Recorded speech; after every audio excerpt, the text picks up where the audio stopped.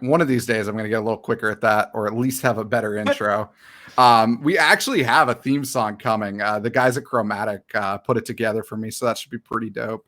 One of the benefits of having clients that are video game companies is, hey, make me this thing. It wasn't exactly said like that, but it was more of like, hey, dude, can I buy you some beers in return for this? He's like, of course. And that always works out. But this week, I'm joined by Dan Hammill, also known as Greenskull, for at least as long as I've known you. And that should be pretty awesome. Yeah. I mean, I came up with the name Greenskull when I was roughly 7 or 8. So literally, it's like, I get the question, like, how'd you come up with your name? How long it's been there? Right? It was like, honestly, yeah, like I've. Or you always see those viral Twitter things going around. They're like, what was your first gamer tag or whatever? I'm like, what? It's been Greenskull. Like, I've used Greenskull forever, man. Yeah, I'm always a little jealous of like you or Yenzer, because Yenzer just thought through when he was there, and he's like, I'm just gonna make it my last name, so it works. It's a great name. Everything, and I'm like, I could have done that with Laster. It would have worked on everything. Oh, for sure. There's not that many of them. The name, and that's terrible. A name that even works with like a right, like the Laster, like because Yenzer does that, like the Yenzer. Like it sounds cool, like But like my 13-year-old self was like, I'm just gonna be Kane 141, and eventually I got just Kane, which is pretty cool to have like that on Xbox with a four-digit name. But man, the branding is hard to get across everything. That's why it's just kind of like Laster Law now. Just get something that makes sense consistently.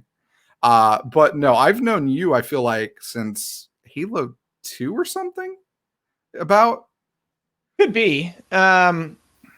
Yeah, I would say 3 is when I was definitely a lot more like public. Halo 2. Well, Halo 2 was when I first started creating content. Back, it was pre-YouTube days back then. So it was very niche. There's a site called High Impact Halo that I used to upload Halo content to. And then when Halo 3 came around, that was, Halo 3 came out in 2007, and I believe 06, 07 is when YouTube was also created. So that's why I always say Halo 3 was just this like golden game that will never happen again, because it was so, the social media was just beginning, and like having this unified video platform was just beginning. And it was also an amazing game that rallied every gamer ever, right? Everyone played Halo 3. Like, that is just like a fact of gaming everywhere. I use it in a business sense. Even the amount of times where I've like made business connections because it was like tell me about yourself, what games to say, and they're like, dude, I loved Halo 3, and like you instantly have this connection with them, right? Because everyone played Halo. Well, and like even now, like I talk to my parents every once in a while, and they're like, when are you going to learn to play golf? I'm like, I don't need to. I know how to play Fortnite. I know how to play PUBG. When are you going to I can play League of Legends. Like for most of my clients, because they're on a little bit of a nerdier end, within the video game industry, it's not like that traditional kind of, all right, we're going to go play 9 holes of golf. It's more of like, let's boot up Call of Duty Warzone or something, and I can definitely relate to what you're talking about with Halo 3, because I think that hit right around when I was hitting college. And back then, everybody was playing that and Super Smash Brothers. It was like everybody knew how to play. And it didn't matter who you were, you could just pick it up, and it's like, all right, cool, perfect. Yep. And for me, I know I got started on content creation as more of a writer, because I think it was way before YouTube, and that makes a lot more sense now. On like, I always wondered why I never got into that, but the gap would have just been right around when I was graduating. But how did you get started in content creation? What made you want to do it? Yeah, so again, the first real stuff out there was Halo 2. I really am trying to think of any kind of things I made before that. And it would have been, honestly, in terms of depending how broad you look at content, the first ever things I like made and put on the internet, or I think probably like maps for games like Half-Life and stuff. I used to do stuff like that. I used to just like create things like that. And then Halo 2 came around, and I managed to get a capture card, a Dazzle, back in the day. And I remember, because back then, I always say it's a very interesting time when if you had a capture card, people would watch. You're guaranteed at least hundreds of views on things, and it all scales over time, right? Back then, 1,000 views on a video is a lot of views on a video. Back then it was again, you had that capture card and it was like, oh, this dude has like high quality, not handy cam footage. Like this is worth watching. This dude put effort into what he was doing. And so it was like through a friend of a friend, I had to scour. It wasn't as easy as, going to Amazon.com and typing capture card. I had to find a very specific retailer that, they generally didn't think of these as for video game capture. Like they were just like for capturing VHS and stuff like that. Right. So it was like through a family friend happened to live near a distribution center in the US or something that had one. And like, that's how I managed to get it. But yeah, my original content was glitches and Easter eggs in Halo 2. Cause I would love just breaking out of maps. Like I would just spend countless hours on co-op, just like trying to get on top of things and just messing around. And I was the first one to historically record, which I don't know if they exist anymore. There might be one of the videos around somewhere that I still have. I think I hopefully saved, but I remember it frame by frame. I was the first one to record. There's an Easter egg in Halo 2 on the multiplayer map Ivory Tower, where there's like the lift at the back of the level, where then there's a garage door, and if you stand beside the garage door, it's an Easter egg now. I mean, it's an achievement now. You get an achievement for doing it now. If you wait by that garage door, you hear knocking and banging on the garage door, and then you hear a Marty O'Donnell song just start playing. And someone in these forums that I was on said, I swear I heard something at this garage door. And I've always thought so too. I've always been like, man, I feel like I hear noises on this map, like something's going on. And so I'm like, well, I have a capture card and let me go verify this. And so I sat there and just hit record at this garage door. And sure enough, I hear the knocking, but then I waited long enough and I heard this music. And so I was the first one in the entire world to ever actually record and put a tutorial online for this Easter egg. And so that's the kind of content and like, because, the nature of that, it's like, oh my God, like that actually spread pretty far. And chances are a lot of people saw that without ever knowing it was me. This crappy movie maker video that, has just typical overlays, like no voiceover or anything. I was like, however old at the time, or like 14 or whatever it was. It'd just be like a blue background with just like white text, like, listen again, did you hear it kind of thing? And like, it goes back to like, to listen to the thing. And so, and that's the kind of content I started with. And from, we could sit here for the next 8 hours explaining how it went from there, but that was definitely the intro. That's awesome. And I know exactly what you mean by like, people still today, I swear, use their phone half the time to record, even like, okay, my first win in Fortnite. And it's like, they're starting to bake this into the consoles, thankfully. I know, dude. And even from the PC, but it drives me nuts because I'm like, I can't. You can literally just press like guide X and X Series X and like and PlayStation, right? You have share buttons. Like they've made it on Switch as well. Like you just hold a button and like you capture something, right? It's so easy to capture things now that I have like no sympathy for someone who takes a picture of their screen. I'm like, no, it's so easy. God, you don't know what I've been through to get here. Well, I think that's one of the things that has changed, like while the barrier of entry for the tech is no longer there, that also means now you're dealing with more and more people putting out content because it's so much easier to just like put stuff out today. Yeah. All you really need half the time is a basic cell phone or a console. Yeah. And you could probably record just about anything at this point. I know the Xbox editor has gotten pretty robust actually, to where there were people putting out stuff on YouTube that I was like, wait, that came from Xbox? Like I assumed you use like Sony Vegas or something. It's like, nah, just all internal now. You touched on an interesting point in the barrier to entry thing. And that also applies to something, well, overall in the industry, right? Overall in content creation, that's why I'm one of the only people I know that almost actively discourages people from getting into content creation. And that will already turn some people off from doing it. And I'm like, and for a reason though, I say that for a reason, right? Because then if you instantly click away and from listening to that statement of mine, we've already weeded you out. You're already not strong enough, right? like I've been doing this my whole life, right? Good. Now that you're still listening, right? It is a hard thing to do. You are competing against the entire world. It is so easy to do. What do you bring to the table, right? What do you do that's different? When you look at other people out there, what experience do you have, right? That's why, like, again, I actively discourage it. It's so easy to, I remember there's a great quote by Bo Burnham, one of my favorite comedians of all time, probably my favorite comedian of all time, who I also kind of grew up watching, which is crazy. He was on like some big talk show, one of the biggest talking out there, Ellen kind of things or whatever, one of the big ones. And he says, don't listen to me, don't listen to my like how to get rich quick kind of thing and how to be successful. Don't listen to a Taylor Swift. Don't listen to a Justin Bieber. Like, what would they tell you that would be of any real value? And I agree with that, right? It's like, why are you listening to these people that got lucky, right? That had their parents' money, right? That like had this natural talent and this, there's so much luck from an algorithm to your birth circumstances, right? I couldn't be where I am today without financial help from my family, right? Like, and I'm fully aware of those privileges. I'm fully aware that like when I was 14, my dad flew with me to like across the country to go to an Xbox event, right? Like a lot of people don't have that opportunity.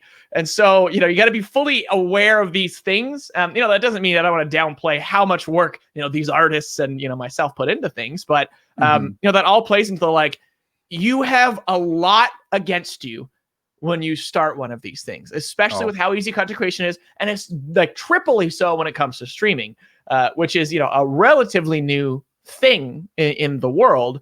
That the difference between streaming and traditional video content creation is I can't accidentally make a video. I can't make a video while I'm asleep. You can with streaming. Both those things reign true while streaming. I can accidentally stream, right? I can accidentally be asleep and be streaming to an audience, right? That's video is so much more. There's so much more investment into that. And I never want to like make that seem like one is inherently easier than the other. One just has a lower barrier of entry. I can't tell you which one's harder at the top level because they're both difficult in their own way, right? Like, I can't stream for 8 hours straight and be entertaining. Like, I feel like I have my limits less than that. Like, I feel like once I hit a few hours, I'm like, this is not a fun stream anymore. I don't know why anyone's watching this. Or videos, you could theoretically be cranking out, like vines, right? Like, look at how like then that's almost having this comeback with TikTok and stuff, and the recent YouTube algorithm favoring short content, where it's just people are once again liking this just bite-sized thing, which is easier, right, than creating an hour-long documentary. But there's still that challenge there. But you're right again, like in summary there, that it's that barrier to entry is low, which is good for getting into things, but that also means that you have a way bigger hill to work up to be competitive in any way. Yeah, there's a lot to unpack there that you just listed. 'Cause I know next week, Big Cheese actually mentioned in chat, hello to you, but he's going to be doing a panel with me at the USF Esports event, literally on that topic, on streaming platforms and jobs in that spot, kind of talking about how hard it actually is to be a content creator. Because the reality is, and you know this better than most, it does not matter what platform you're on, whether you're creating streamed content or like, kind of that more curated, smaller bite-sized content. You have to do a lot to get lucky. It's not that you just suddenly get lucky. People put in a ton of time trying to create something. And let's say every 7th video you do does well. That means you have to create the other 6 that didn't do that great to even get that one that pays off. And then even there's just so many different things you have to capitalize on well when you are hot, and for me, like I was a Twitch partner for a while and I had a hard time doing those long streams too. Cause I'm just like, why would anybody want to watch me for that long? I always viewed myself more as like an informational kind of guy. I'm like, if you come in and you just want to hear about this game and it's brand new and it's some random indie game, I got you. But that means you're probably going to watch me for 10 minutes. And then you're gonna be like, all right, I know whether or not I like that game. It always blew my mind that there'd be 100 people just sitting there. And I'm like, I'm not that entertaining, man. I don't get it. But there's people out there like Big Cheese who I actually do think are that entertaining. The stuff he does in some of his streams is kind of like mind blowing to me compared to what a lot of people out there do, where they just kind of play the game and mumble. He's doing all this crazy hype curated like sequences and stuff like his. I don't know if you've ever seen his his sub hype train. Cheese is great. Yeah, it blows my mind. I love that stuff. Cheese, if you're still in chat, definitely it's one of those. He's one of those creators that you see clips come out and you're like, why am I trying? Like I can't even. No, I don't got a chance. You know what I mean? like credit to that, but it's it's impressive stuff. No, that's literally how I always felt. I'd see stuff like that and I'd be like, yeah, that guy is like an actual entertainer, Yeah. and that's what you want to see.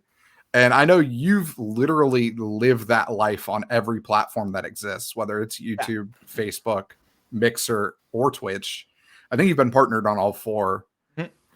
You can actually talk about the fact that the grass is not always greener on the other side and that each of those platforms has their drawbacks. Yes. So it's a fascinating notion because I would say that every content creator who is, let's at least say, doing it full time or part time, or at least starting to make revenue, starting to be like, this is my job, this is what I do, I am a content creator, I am a streamer, at some point says, should I just give up here and move to another platform? 100%. Everyone does it. Everyone has that thought, that l'appel du vide of let's just leap over to Facebook, or I see these people being successful there. I could be too, right? I can do better than that. Or even there's the numbers aren't as high there. Maybe if I come over, I can be part of this new wave. And that's certainly something that attracts me. I've always been very excited about new things, which is why I joined Beam before it was Mixer, which is why I signed on with Facebook in their early stages, their first wave. Like I was there during their transition from like, they didn't even really like fully call it Facebook gaming. I don't think at the time it was just like Facebook or something. I don't know. But I've kind of been very early on a lot of these things, even YouTube streaming. When I got into YouTube streaming, I had like a very successful year of YouTube streaming. It was like the gold rush of YouTube streaming, where, and that's something that, every now and then I experiment with again. I'd love to maybe go back sometime, but same thing. It's just like, I'm going to see so much success there if I go do it. And then maybe you do it and you don't, and then you're just mad that you even wasted your time. But I was there early, and it was because I had friends who I met, I'd go to, I think it was like a Destiny event where I first met a lot of these guys who like pre Destiny 1 days, where there was a group of them, like 3 or 4, that were these YouTube streamers, which was totally new at the time. The YouTube streamer like just came out essentially, and it was kind of whack. The back end of it was really weird. And even back then there were tricks. Like there were literally like, if you flip this switch, you will get views. Like he literally walked me through stuff that was like the weird, like things that do not exist anymore, because the algorithm always changes, but it was still like, I can't stress enough how true the secrets were that these guys showed me. They're like, look, like I'm telling you, you do this. And we did. We had a very successful stream team that we streamed once or twice a week. And like, it was really, really, really big deal. Like people still remember those things. They'll be like, you get the, I wish you still did that kind of thing. But you move on, you got to do different things. But yeah, to your point that, the grass is always greener. You think the grass is going to be greener. And, sometimes, there's the occasional person that will find the success, but almost every time, like near 100% of the time, it's another uphill battle you have to fight, right? Every time you jump ship to another platform, you lose audience. You're never going to convince 100% of your audience to join you on another platform, unless, not even, I guess, unless you're a really big deal. Even in like a Ninja case, right? Like going from being like essentially the number 1 Twitch streamer, going to Mixer, and sure, their first and second streams may have a lot of viewership, but so you see that start dropping. And I can't imagine what that would feel like, at that size, because I know what that feels like at my size. But looking at me like, I'm used to getting 70,000 viewers, and now I'm only getting 8,000 viewers. Maybe that hurts more. I don't know, right? But maybe he's crying his way to the bank. Don't know, right? But he comes back to Twitch, and he's being quite successful again. He's at the top list again. But yeah, it's something that I don't think there's a real answer to, right? As much as it's just, you have to always be very wary about that, because I know I'm not the only one who thinks like I do. That's just like, I'm the kind of guy who, it's a very common personality trait to want to, every time you start a new project, after a certain amount of time, you're like, all right, like I don't like finishing projects. I like starting projects, right? I want to do a new thing. Then I'm like, I want to do this next thing. I have this great idea. Like this one isn't being as successful as fast as I want it to be, which is never the case, right? It's always like you very typically you have to work at something for a long time before it's like, now people get it, now it's successful. But that it's counterintuitive to how people like me think. Or like, I want this new thing, I want to experience this new thing.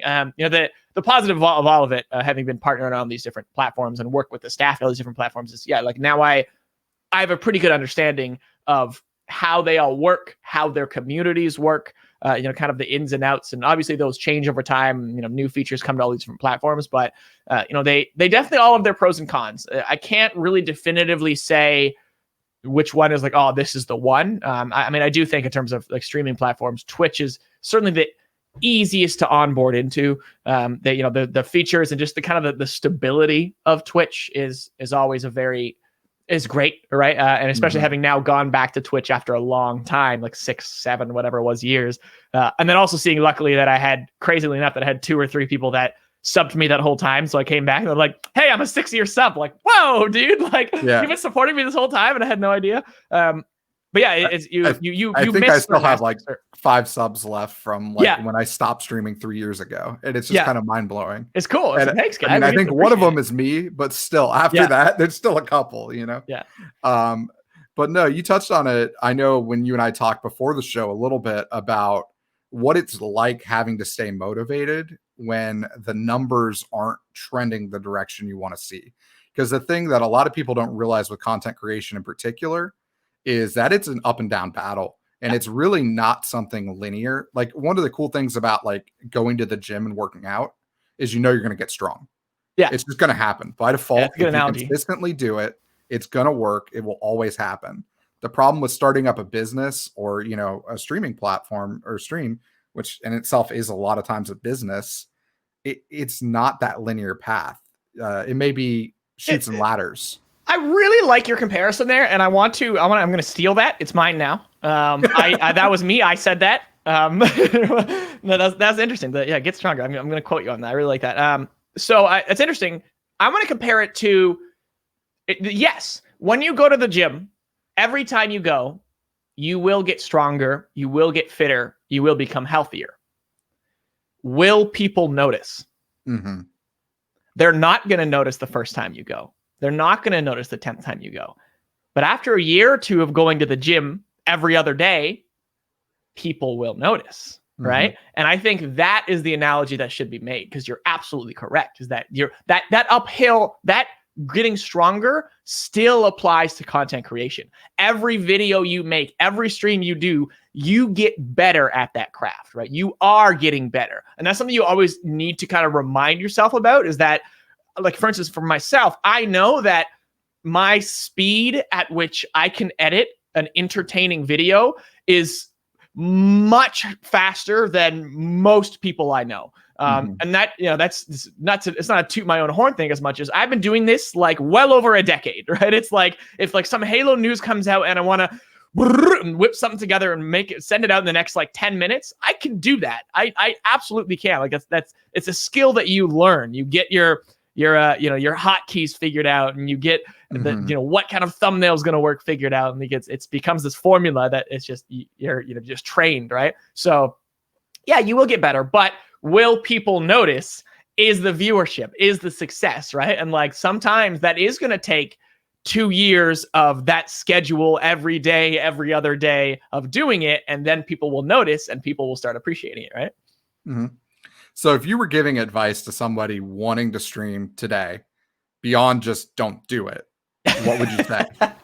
I love that, because no one says that. How often do you hear someone say that, right? Like, oh, like you're this big time streamer. Like, what's your, it's always follow your dreams, man. And I've never been about that. I've always thought that's such a cop out. I've always been follow your dreams, but have a backup. Have a backup ready. You got to pay the bills still. So honestly, that is part of my advice is think about how you're going to afford to do this, because you're also going to need equipment. You're also going to need to upgrade, whether that's getting a new console, whether that's getting the newest games, whether that's upgrading your PC, which feels like it's happening quicker and quicker and quicker every year. Like, you're like, oh, damn, now I need the new graphics card. You got to finance that. You need to, have that work-life balance figured out. There's a lot that you need to do. And I unfortunately have too many friends that, if you see this, friends, don't know if you will, but I'm calling you out.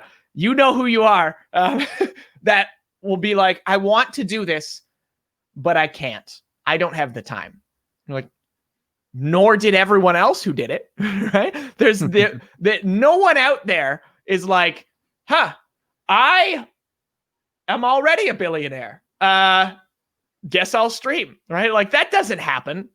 you're working, you're going to school, you're doing right. Like there are no excuses. If you have time to be on Facebook, you have time to be creating content, to be streaming, and like streaming doubly so, because again, you can trip onto that button and just start streaming. Like no matter how high quality your production is, you can at least do it, right? It's just do it. Right? Like honestly, it makes me so angry that people are out there complaining about that they don't have time to do things, because you're talking to someone like myself who has been doing this, since, I always say 14 is when I first started. It was technically before that, but like 14 is my first convention, and my first, I am going to be on the forums all day. I'm going to be interacting with people. I'm going to be making contacts. Like, I met Major Nelson when I was 14 years old. Like that was like, it was a grind since then. And when you're 14, you got so much going on in your life, right? Like it's, you can always like from an adult perspective be like, you've got nothing to worry about. But like really, like you're in your mind and what you're doing, you're overwhelmed for so much of your life. It feels like it, at least, right? Like you're going to school, you're trying to figure out girls, and like there's so much that you're your social life. You're going outside and like playing with friends, like just you can't you don't want to be that guy that is locking himself in his room and posting videos on the internet. Obviously, I haven't talked to as many people these days. I'd be very curious. So like, I want to talk to middle schoolers who always say that like, I want to be like a YouTuber. I just like hear what they think about it. Like, I'd love to hear their thoughts. I'm sure most of them think that you go home and you jump in a pool of money and then you go play Fortnite for about 12 minutes. Yeah. And then somebody comes in and hands you a check and you watch movies for the rest of the day. Exactly. Yeah. So, and it's just like unicorns and rainbows kind of stuff. It's also the perception, right? Like, like you just said, but even more so the like, when I started this stuff, it was weird, right? Like it was a weird thing to do. Like as I was teased for it, and it never like drastically, but it was like, okay, all right, you're the guy that posts videos on the internet and is obsessed with video games, right? Like, what are you doing, right? And now it's like it's the opposite, because younger kids are saying, the job I want to do, I want to be a YouTuber, I want to be ninja, right?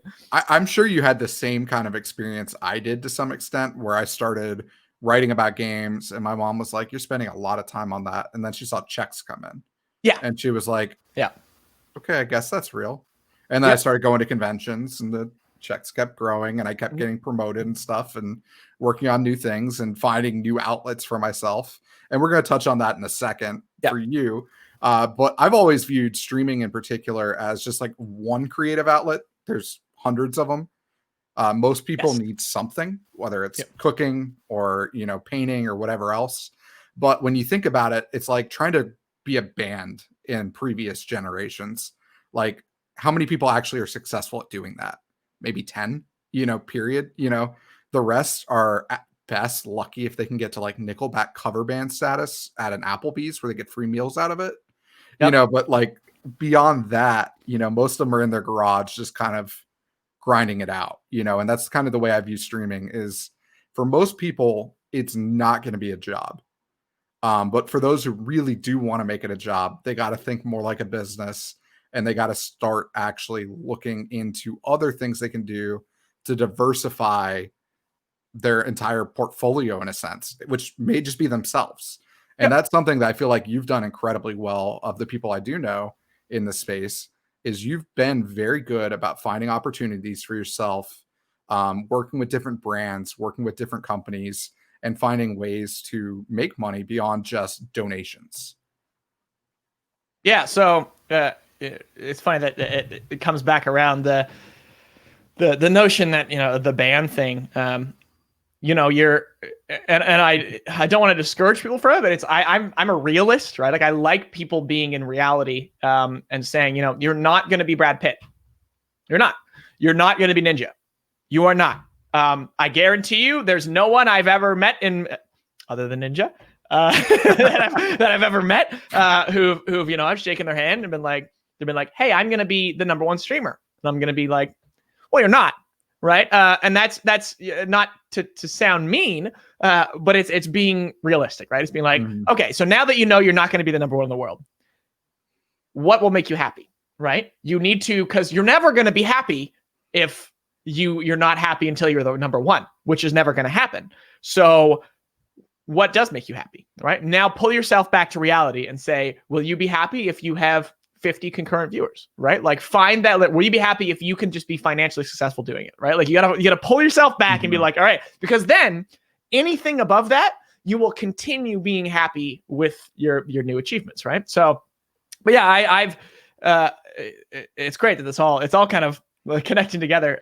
I have found a lot of success in diversifying, and it goes back to the wanting to do new projects thing that really helps into this. And again, having contacts, which is always advice I give to people. It's just like, it's not right now, but in a normal world, go out there, go to conventions, shake hands, make a lot of friends, right? Because it's that's how these many industries really work, right? Like you find friends that go, I know a guy that can help with this, right? Like, or I know, like, I mean, you mentioned the like having someone make a song for you, right? Like, it's like, who do I know? He's actually in our chat right now. Yeah, there you go, right? Like Nickelback lyrics. And the cool part about this is, so I met these guys through some other contacts I had at an E3, basically. They're like, hey, you're in law school in Gainesville? That's a weird town. There's a game studio there. You should talk to them. So I went in, I was a first-year law student, just started talking to some of the people on the community and marketing team. And 3 years later, I run into these guys at an event in Tampa. And suddenly we're like, hey, let's go hang out. And it's like, like time never passed kind of thing. It's one of those crazy, weird moments where if you don't make those friendships, it's hard to kind of have those connections moving forward. You really need to put yourself out there and make those connections. Even for me as a streamer, a lot of the reason why I got Twitch partnered to begin with was through those kind of connections. I had a Minecraft stream very, very early on in my stream. I think it was the first one, actually.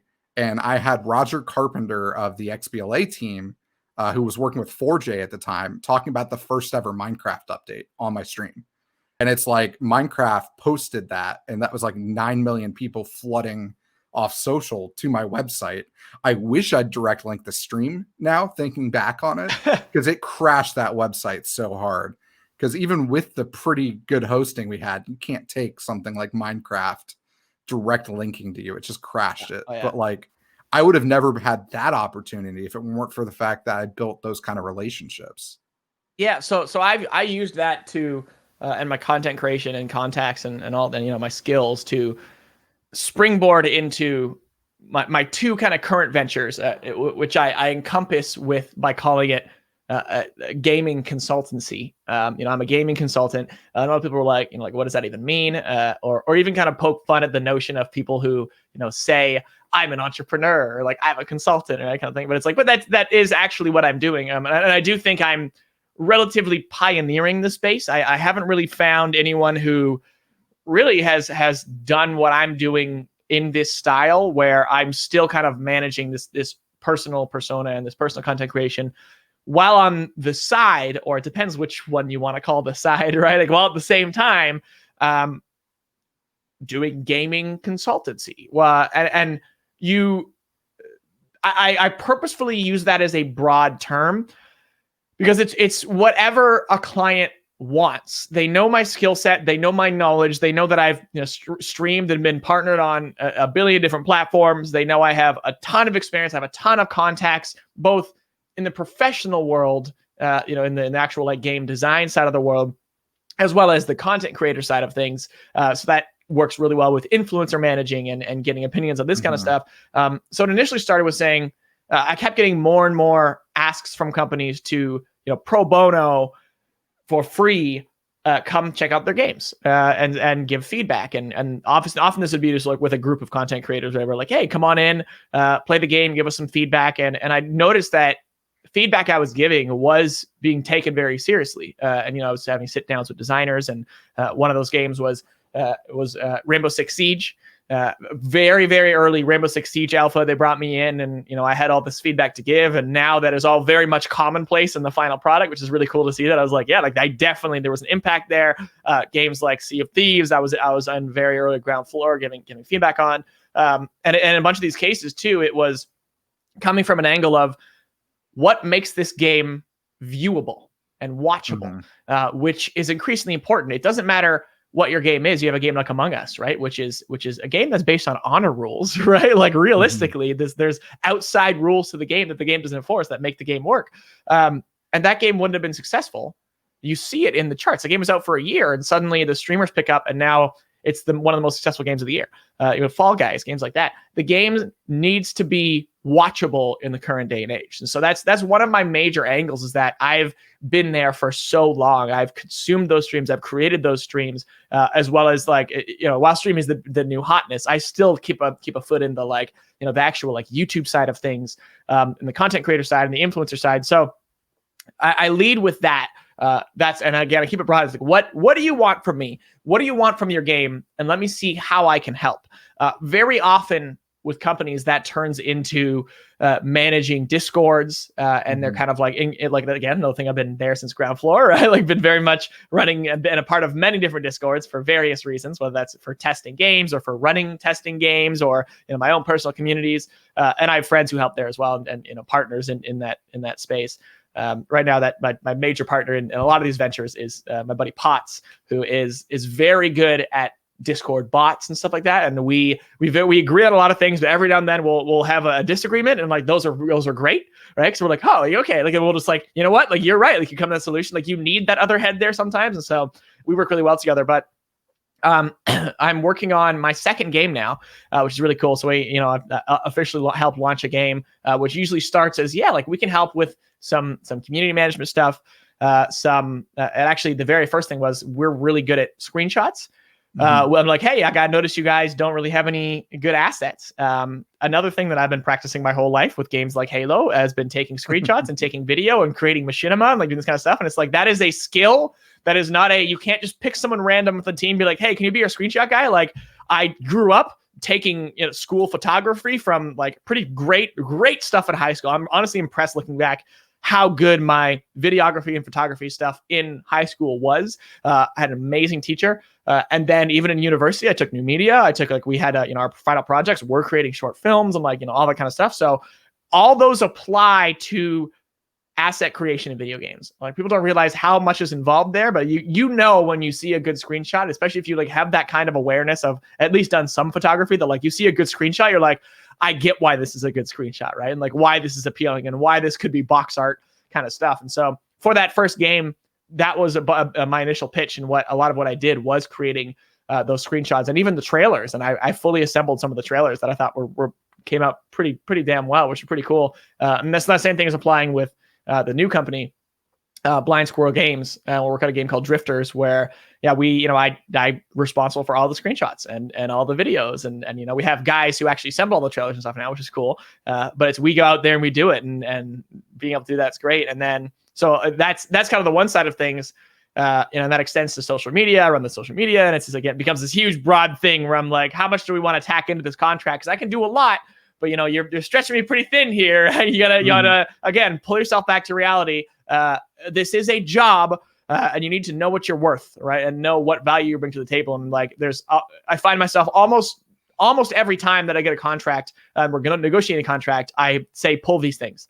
Because it's you're throwing things in here under an assumption that this is something I will just add on, right? I was very clear about what I want to do. And if you want me to also do the, social media is people, there are teams that do that, right? If you want to just throw that in thinking that's it's just an additional thing. No, that's that is a job, right? You're adding a lot to my plate if I do that. And then as well on the side, I'm still going here. I know it's a long thing. I'm also working on ReadyUp, which was a whole story. Because I ran a community, a site, and a YouTube channel called ReadyUp Live, and we first met each other by getting into a trademark dispute, because they also came up with this name ReadyUp, which is funny, because for the same reasons, right? They were this is a great name. So that's how we initially discovered each other, and we came to an agreement where we said, let's just work together. We both have similar visions of what we want to create here, and so now I'm with ReadyUp as well, and we're an event discovery platform, which I think is pretty cool because it's such a broad term and what that can become. And right now we've focused on esports right now, and that's something that we're still almost limiting ourselves to dial it in right. That's something that I'm pushing for as well. Let's make sure we get these things right. We have a lot of great ideas, and we're gonna get there. But there's things I just want to nail down first, and then it's going to become such a larger tool. But right now it is, you find your events, It could be, in this case, again, primarily esports, but we have a bunch of great partners now who we also work with who are, we're able to just give them the tool and they can just put their events on there. So it becomes more hands off for us. And they get this discovery where sites we work with and companies we work with can put ReadyUp on their site as essentially a white label. And so this information that we're feeding in to ReadyUp can essentially just be pulled right to their site. And so they have this interactive calendar where people can add their events to their calendar, to their Google, sync with their Google Calendar, sync with their Apple Calendar, and just be notified. And there's been a few times it's been cool at events where, remember events? At events where I'll be pitching ReadyUp to someone and be like, what do you know? It's actually happened like twice now where I'll actually get like a ping on my phone being like, hey, League of Legends is starting right now. I'm like, there you go, right? Like being able to tap in to someone's calendar and not have to, because right now there is a battle for notifications and getting people's attention on phones. And not as many people are taking the calendar route where it falls in right among your other stuff, because that's something I have right on my home screen on my phone, right? Because I'm like, it's as a work from home kind of guy, I'm always like, all right, what time do I got to wake up today? That's honestly my big one. Or I'm like, what kind of meetings do I have today? What calls do I have today? Especially juggling all these different things at once, right? Having to kind of compartmentalize in my brain. And it's funny because of that. It's like the fact that I'm working on this scheduling and discovery and calendar tool, how well that plays into my life, right? Like I'm by no shame saying that like I never know what day it is. I never know what time it is. I'm completely oblivious to that. It's a gift and a curse. I'm like, is it the weekend? I don't know, right? Is it? Who knows? That's great. But sometimes that obviously doesn't play well until like I have a meeting today. And so being able to get these events on my calendar is pretty cool. So I've been very excited working with ReadyUp and seeing how it's grown from a startup culture has been fascinating. I've honestly, from having imposter syndrome to being just very excited and kind of afraid at the whole notion of it being like meeting all these new people and like, hey, there's people who everyone on the team are just so impressive in their careers of what they've done, from someone who was like an architect on the PlayStation Network to someone who worked on IGN, a very high up on like the IGN team. Just like everyone has just done such cool stuff. And me coming in being like, I've just created content for a long time and I know the space, right? And I understand esports and working with these guys. And again, just like, because it's startup, it's not like, it's one thing to just have you have a 9 to 5 and you know what you have to do. But every day, everyone on the team has to come up with what they do, because we're creating something new every day that it's not as formulaic, right? We need to meet and be like, what are we doing this week, right? Let's figure that out. Let's, we know what our goals are eventually, but how do we get to those goals? And being able to like self-manage ourselves is fascinating. But again, all this came from just taking on new ventures, right? Yeah, and I think you're touching in right there on something that every streamer and startup and small video game company has to do. Whether you're an indie studio or whatnot, you've got to learn how to budget your time and figure out the best use of your resources. And then one of the cool things you mentioned there was that you figured out that there was kind of this niche need in the market for people who had a good, kind of pulse on streaming platforms and what would resonate and screenshots. And how did you discover that was even a need, really? Did they reach out to you or? No. So the first time there in the game side of things, with Not My Car was the game. It was actually, again, a friend said, hey, you're a good friend of mine. I trust you. Could you be the first one outside the studio to play this game and just like tell me if you like it, if it's good? I'd love your feedback. Like the team would be interested to hear your feedback. So it was the very first person outside the studio to check it out. And so I hopped into a play date, downloaded the beta off Steam, played with these guys and all the developers in just a match. And I said, that was a lot of fun. Can I talk to your CEO? I think I can offer things that you guys will need, because they were just kind of like a startup kind of culture too, where there was a bunch of guys from game industry veterans who wanted to create a game. And so, I just came in with a pitch. I'm like, look, like you guys need stuff I can do. You need me. You need this young guy who's been around forever in this industry, who is on that ground floor, who can tell you how this game will work, who can organize play dates, which is also something that I find comes up a lot for me, is being like, hey, like, we need 20 people, once a week in a Discord to test our game and provide feedback. And that's not as easy as it sounds, right? Like, it's like, yeah, sure, you just get people to play a game, but like, that's a very specific management skill that, to me comes easy, right? Because I do already have a pretty large network that before we even reach out with any kind of user acquisition strategy, it's like I can just pull from people who I've worked with in the past. Like, and I say work with, interestingly, because it's, they're just like other gamers who are like, heck yeah, right? Like, I want to play this new unreleased game and give feedback. Like, people are same reason I'm excited about that, right? When the same reason I first played these games, like, you want to be the first one to play this. Like, yeah, I think that's cool. It's something that, like, as a gamer, we tend to be attracted to that. Like, gamers love betas. Like, we love checking early games and remembering them fondly. And so, yeah, it was really just like my buddy, again, a friend that I knew, reached out to me and said, check this out. And then I just took the initiative to say, I want to help you guys. That's awesome. And you kind of touched on something that resonates with me because it's something we're looking at right now. So I work out of a co-working space that's a bunch of video game companies. And I happen to live in Orlando, which most people don't realize has, I'd say, 3 or 4 of the best video game schools, at least in the US. FIA is ranked number 1 according to all the master programs. UCF's normally ranked somewhere around 3 to 10, and then we've got Full Sail. Most people have heard of that one. And then we've got another 6 or 7 that people don't even know, but they're not that far away. And so we have a lot of like indie game talent just kind of bubbling up and starting to grow because people are like, okay, I want to stay in Orlando. The cost of living's cheaper than going out to California or, even somewhere like Toronto or, Vancouver. And they're sitting back and they're like, well, I need help with playtesting. And something our co-working space has been doing is trying to wrangle together different groups like Twitch Orlando, which we can partner with and bring in streamers to do exactly what you're saying and test games. And that's a huge point of feedback that really benefits devs. And I know exactly what you mean because there are a couple times when I was on the press side that I'd just be like visiting a studio and they'd be like, hey, your feedback's really good. Do you want to just keep talking for a little bit and play more? I'm like, okay. And then they start showing you stuff that they're like, well, you can't really write about this, but we'll show you the whole game. Yeah, like, yeah. Do you want to see whatever you want to see? We'll let you see. Because like, if you're going to give us feedback and they have a notepad out the whole time writing, it's like, it feels good. It feels good. It's a nice little validation that kind of helps with that imposter syndrome you mentioned too.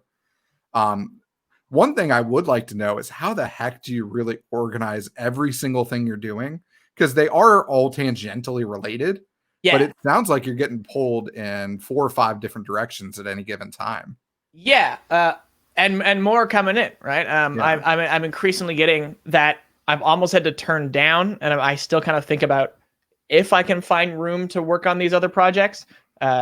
Theoretically, I could, but I don't know how much I want to burn myself out right now. But it's, I wish I had a better answer. That's something that I'm still almost figuring out as I go. Luckily, it's working pretty well so far. I think what is taking the biggest hit for me is my content creation side, unfortunately. It was something that that also is the one that I feel the most pull to, right? I'm like, I really need to create a video or I need to stream. Like, it's been so long, I get that itch, and that's something that, if everything is also like a safety net, right? It's like, if everything fell apart and I don't get any new gigs, I would just go back into like, I'm just gonna, I'll set a schedule, I'll stream every day. And it's the part of me wakes up and is like, I want everything else to be done so that I can now go back to full-time streaming. There's like a part of me that thinks that.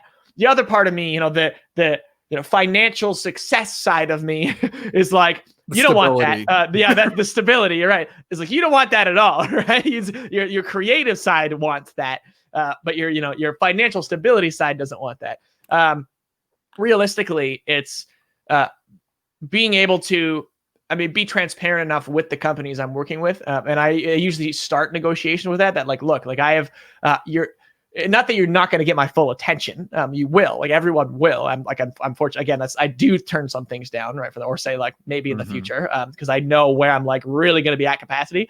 But as much as like I want to give them a knowledge that I am always working on a lot of things. And I'm very fortunate that the companies I am working with right now are aware of that, right? And accepting of that and almost encouraging that. I know for ReadyUp especially, I'm so excited with the team we have at ReadyUp that very much understand and encourage that, right? Like, do what you got to do, go out there and grind. As long as you get your work done, right? And then that's luckily that fits very well into my schedule. Like, I think work from home is also getting a lot of more people familiar with that. It's like, look, it's not a matter of like faking it 9 to 5, pretending you're working at your computer, right? It's like, if you say you will get this thing done today, by tomorrow morning, I want to see that done. If you're doing that at 5 a.m., that's on you. You're totally allowed to do that. And that's cool. And that's something that, because of the whole pandemic, it feels like it's increasingly acceptable and understood.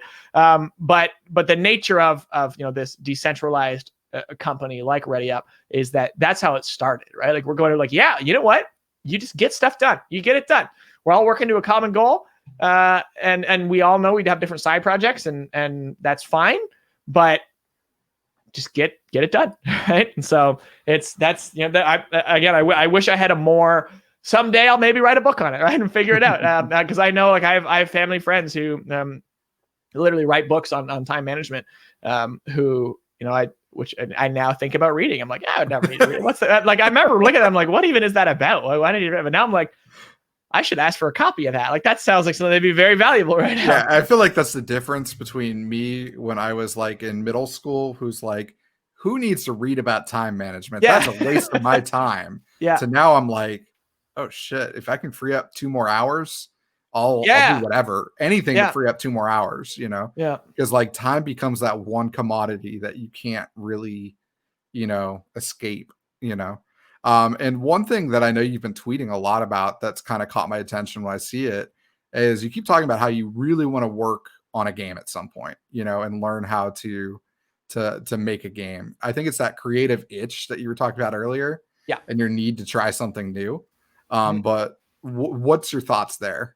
Yeah, so I have been. I've been working on my first Unity project. That's it's using a template, and it's relatively bare bones. It is very artistic. I will say that the first thing I'm working on here is it's weird. I don't know if people are going to respond positively to it or not. I luckily have very close kind of indie developer friends. My neighbor, actually, who my new condo I moved right beside. He's literally right across the street from me. And he's worked on some really, really cool indie games, like Void Bastards game, which I had a voice in, which is pretty cool. But that, critically acclaimed. It's on Xbox Game Pass. A lot of people played it. It's pretty cool. But he's someone who I definitely love talking to about this stuff, because he is right in there, right? He is right in there in being kind of like an indie-ish who's, making deals with bigger companies and has done what I've done with content creation, but with making games, right? Who I'm like, what? So he has his own story like that, where it's like where he started, with RPG Maker and things like that. And like, so I'm always fascinated in hearing his thoughts, and he always has great advice on me first starting. One of his great pieces of advice was, his name's Ryan. One of his great pieces of advice was know when to just stop, especially with your first projects, right? Be like, because you're going to want to do all these things, but at some point you got to be like, this is it. This is my first project. End it. This is done. You don't need to improve it. It's the first project, and put it out there. And so that's what I'm doing with this one. I unfortunately gave myself a time limit on how long. It's a 10-minute game, so it has to take, because there's like a voiceover track and stuff, and that like last 10 minutes, it's a very artsy, weird. I don't know if people are going to get it or not. I've shown 2 people this so far, and luckily one's like a writer, so he got it. He's like, oh, I was like enthralled with what you were saying. It's just like, yeah, it's weird. But like it's been a little bit since I've worked on it again. That is my intro, is when I find my time and I'm really having that itch, I'm going to keep kind of fleshing this out, making this little thing, and I'm going to release it and let people check it out, and just to have something that's out there. And from there, I don't know. I don't know how or when or what, or if this will ever come to fruition, but like, I definitely see a future for myself that is more in managing a game studio. I do think that's something that works for me. And I think my flaw there is having not personally created enough, have not coded enough to have a better understanding. I think I know more than most in kind of my realm about game design and about the team management in that sense, because you'll see a lot of that. You see me definitely complaining about on social media a lot when people, talking heads, I call them, which is, I'm a talking head, right? But talking heads who are armchair experts who have great opinions and sound good, but are not at all based in reality, right? Who is that kind of thing also comes up a lot when people talk about microtransactions and like how they're the devil. And it's like, well, it's complicated, right? You need to at least start on the knowledge that it's a complicated topic, which is lost, right? So yeah, that's what it is for me, is that it's, I do see a future for myself in more in the game industry than I already am starting to dip my toes into. But where and when, I don't know. My other path is that I'm a consultant for the rest of my life, which is also very viable. And I think that's something that I might do. So I don't know. I'm just kind of opening up. It really is a nice spot to be, because you've done what I'm always pushing everybody I work with to do, which is build something sustainable. Yeah. Like that really is it to me. Like if you want to stream, but it's got to get to where it's a sustainable income source, to where you're not stressed all the time. Because if you're stressed all the time, that's when it gets difficult to be like, okay, I expected 100 people to show up and only 40 did, and you're like, am I going to be able to buy groceries next week? Yeah. And that's not a healthy spot to be for anybody, because you just get beat up. The same thing if you want to do an indie game. Figure out something you can do to support that income, because games is such a hit-driven business that if you can do some consulting work or some, just outsourcing for someone, do it. Get some of that, get some extra experience, get your name attached to some bigger titles, and, get that income and use it to kind of fund your own project. I have clients who are doing it, full time. I have clients who are doing it like the 9 to 5, 5 to 9 route. I've got other clients who are half their business does full on consulting and porting and other stuff like that, and the other half builds their own internal IP. There's so many different ways to do something. It's really just about finding that path that works for you and fits your skill set. And it seems like you've done a good job of that. So I'm going to wrap things up. Is there anything else you want to let people know about you or ReadyUp, or where they can find you? Yeah. Well, you can find me as Greenskull, like everywhere. Again, very fortunate in being able to claim that username on everything. Even LinkedIn is something that I've been using a lot more lately. And especially, ReadyUp Inc. You're able to find that on LinkedIn. That's something that, we have a team working on, and we post some pretty neat updates on there. So that's considering the nature of this platform, that's what I encourage people to check out, is give that a follow. And we're also producing kind of interview content like this, and maybe we'll bring you on sometime. It'd be pretty cool to have you. Awesome. Thank you so much, dude. Cool. Thanks. Later. See ya.